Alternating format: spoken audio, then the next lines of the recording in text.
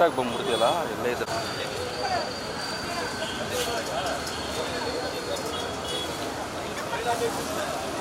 Election ಬರ್ತಾರೆ, MP election. Next PM ಯಾರಾಗಬೇಕು ಅಂತ ಒಂದು ಸರ್ವೆ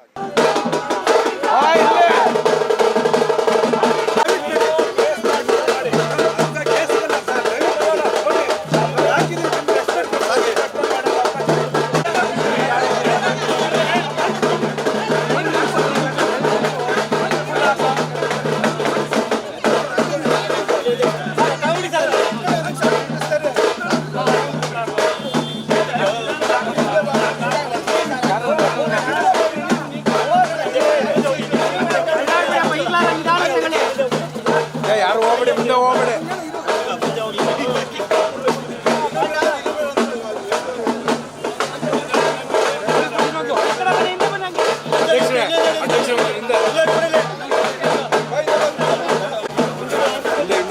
ಸಾಕು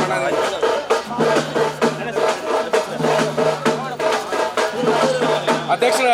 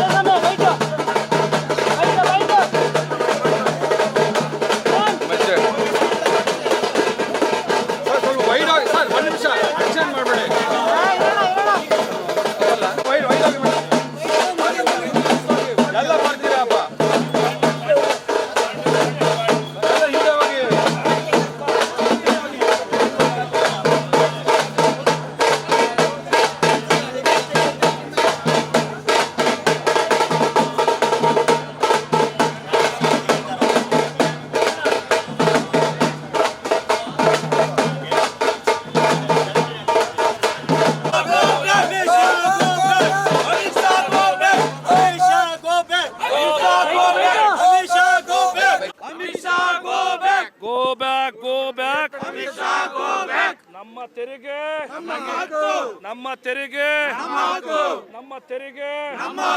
ಗೋ ಬ್ಯಾಕ್ ಮಿತ್ರರೇ, ಇವತ್ತು ಕೇಂದ್ರದ ಗೃಹ ಸಚಿವರು ಶ್ರೀ ಅಮಿತ್ ಶಾ ಅವರು ಮೈಸೂರಿಗೆ ಬಂದಿದ್ದಾರೆ. ರಾತ್ರಿಲೇ ಬಂದರು. ನಾವು ಇವತ್ತು ಕೇಂದ್ರದ ವಿರುದ್ಧ ಒಂದು ನೈತಿಕವಾದಂಥ ಪ್ರತಿಭಟನೆ ಆರಂಭ ಮಾಡಿದ್ದೀವಿ. ಕಾರಣ ಇಷ್ಟೇ, ಅಮಿತ್ ಶಾ ಕೇಂದ್ರದ ಒಬ್ಬ ಗೃಹ ಮಂತ್ರಿ. ಇವತ್ತು ರಾಜ್ಯದಲ್ಲಿ ಕಾಂಗ್ರೆಸ್ ಸರ್ಕಾರ ಇದೆ. ನಾವು ಬೇಕು ಅಂತಂದರೆ ಅಮಿತ್ ಶಾ ಉಳಿದಿರೋ ಹೋಟ್ಲ ವಿರುದ್ಧನೇ ದೊಡ್ಡ ಮಟ್ಟದ ದಂಗೆ ಗಲಾಟೆನ ಎಬ್ಬಿಸ್ಬೋದು. ಆದರೆ ಕಾಂಗ್ರೆಸ್ ನ್ಯಾಯಸಮ್ಮತವಾದಂಥ ಶಾಂತಿಯುತ ಹೋರಾಟಕ್ಕೆ ಬೆಲೆ ಕೊಟ್ಟಂಥ ಒಂದು ದೊಡ್ಡ ರಾಷ್ಟ್ರೀಯ ಪಕ್ಷ. ಆ ಕಾರಣಕ್ಕೋಸ್ಕರ ನಾವು ನೈತಿಕ ಹೋರಾಟವನ್ನು ಆರಂಭ ಮಾಡಿದ್ದೀವಿ. ಏನಂತಂದರೆ, ಅಮಿತ್ ಶಾ ಏನು ಮೈಸೂರಿಗೆ ಬಂದಿದ್ದೀರಲ್ಲ, ನಾವು ಪ್ರಶ್ನೆಗಳನ್ನ ಕೇಳ್ತಾ ಇದ್ವಿ, ಅದಕ್ಕೆ ಉತ್ತರ ಕೊಡಬೇಕು.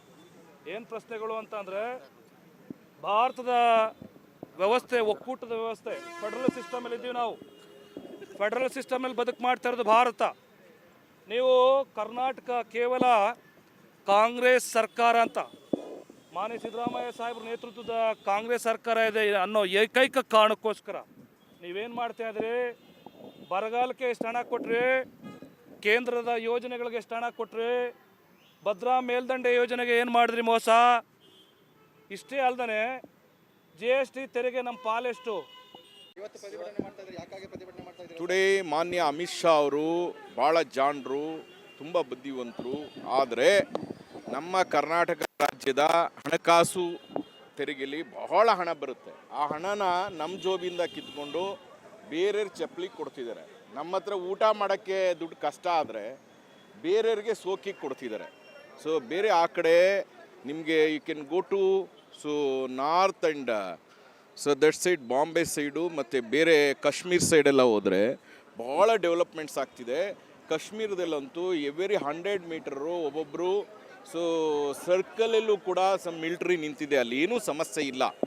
ಸೊ ನಮಗೆ ಬೇಜಾನ್ ಬ್ಯಾಂಗ್ಳೂರು ಮತ್ತು ಮೈಸೂರಿಂದ ಕರ್ನಾಟಕದಿಂದ ಭಾಳ ದುಡ್ಡು ತೆರಿಗೆ ಸಂಗ್ರಹ ಆಗುತ್ತೆ.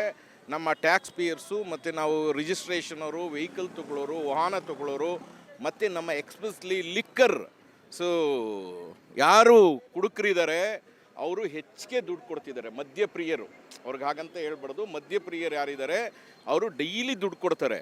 ಆ ದುಡ್ಡನ್ನು ಕೇಂದ್ರಕ್ಕೆ ಹೋಗಿ ಕೇಂದ್ರ ಬೇರೆ ಕಡೆ ದುಡ್ಡು ಕೊಡುತ್ತೆ.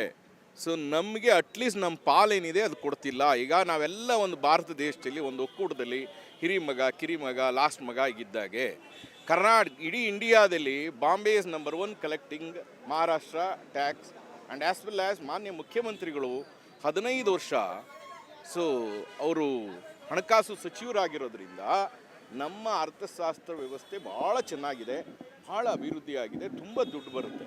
ಆ ದುಡ್ಡೆಲ್ಲ ಅವ್ರಿಗೆ 4.5 ಲಕ್ಷ 5 ಲಕ್ಷ ಕೋಟಿ ಮೇಲೆ ಹೋಗುತ್ತೆ. ಇವರು ಎಲ್ಲ BJPಯವರು ಅದನ್ನು ಸೋಕಿ ಮಾಡ್ತಾರೆ. ನಮಗೆ ಕೊಡುಗು ಮುಳುಗಿದ್ರು ಕೊಡೋದಿಲ್ಲ, ಬರಹ ಪರಿಹಾರಕ್ಕೆ ಕೊಡೋದಿಲ್ಲ, ದನಕರುಗಳಿಗೆ ಮೇವಿಲ್ಲದೆ ಇದ್ರೂ ಕೊಡೋದಿಲ್ಲ. ಸೊ ಜನಕ್ಕೆ ಕಷ್ಟ ಇಲ್ಲದೆ ಇದ್ರೂ 1 ರೂಪಾಯಿಯೂ ಕೊಡ್ತಾ ಇಲ್ಲ. ನಮಗೇನು ಡೆವಲಪ್ಮೆಂಟ್ ಮಾಡ್ತಾ ಇಲ್ಲ.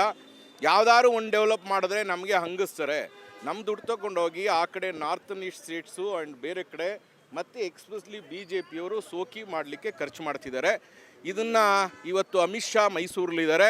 ಅವ್ರು ಇವತ್ತಾರು ಅವರು ಗಮನಕ್ಕೆ ಬಂದು ನಮಗೆ ಗೌರವಾನ್ವಿತವಾಗಿ ನಮ್ಮ ಹಣನ ನಮಗೆ ಕೊಡಿ ಅಂತ ನಾನು ಐ ವಿಲ್ ಡಿಮ್ಯಾಂಡ್ ಫ್ರಮ್ ನಮ್ಮ ಕಾಂಗ್ರೆಸ್ ಪರವಾಗಿ and as well as Mysuru Kodagu Lok Sabha ಕ್ಷೇತ್ರದ ಮತದಾರರ ಪರವಾಗಿ. ನಮ್ಮಲ್ಲಿ ತುಂಬ ಹಣ ಬರುತ್ತೆ, ನಮ್ಮ ದುಡ್ಡು ತೊಗೊಂಡೋಗಿ ಬೇರೆಯವ್ರಿಗೆ ಖರ್ಚು ಮಾಡೋದು ಬೇಡ, ನೀವು ಸೋಕಿ ಮಾಡೋದು ಬೇಡ. ನಮ್ಮ ಕಷ್ಟಕ್ಕೆ ಕೊಡಿ, ನಮ್ಮ ತೊಂದರೆ ಕೊಡಿ. ಕೊಡಗು ಬೆಟ್ಟ ಎಲ್ಲ ಕುಸ್ಬಿಟ್ಟು ಅಲ್ಲೋಗಿ ನೋಡಿ, ಕಾಫಿ ಎಲ್ಲ ಒಣಗೋಗಿದೆ. ಸೊ ಅದಾದಮೇಲೆ ಕಾಫಿ ಮಳೆ ಬರದೇ ಇರೋ ಟೈಮಲ್ಲಿ ಬಂದ್ಬಿಟ್ಟು ಕಾಫಿ ಎಲ್ಲ ಉದುರೋಗಿದೆ, ಕಪ್ಪಾಗಿದೆ.